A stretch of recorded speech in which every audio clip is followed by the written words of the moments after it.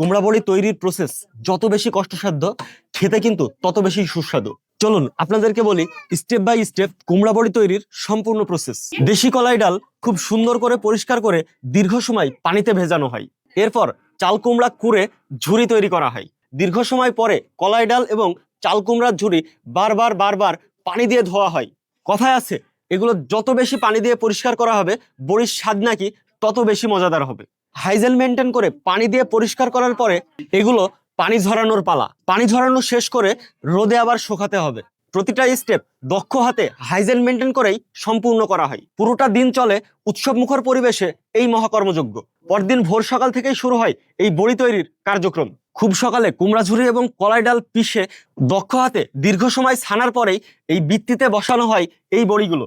যা দেখেই বুঝতে পারছেন, যারা এর আগেও কুমড়া বড়ির স্বাদ নিয়েছেন তারা হয়তো জানেন যে হোমমেড কুমড়া বড়ির স্বাদ কেমন হতে পারে। এই বড়িগুলো বসানোর পর দীর্ঘ সময় রোদে শুকানো হয়। এই পুরো প্রক্রিয়ার কোনো শর্টকাট পদ্ধতি নাই, যেখানে সম্পূর্ণ হাইজেন মেনটেন করে এই কুমড়া বড়ি তৈরি করছি। যারা এই শীতে কুমড়া বড়ির বিভিন্ন ধরনের রেসিপি উপভোগ করতে চান, এই জন্য আপনাদের প্রি অর্ডার করতে হবে। প্রি অর্ডারের জন্য আমাদের ইনবক্সে মেসেজ করুন অথবা কল করুন আমাদের হটলাইন নাম্বারে 09617334422। ধন্যবাদ।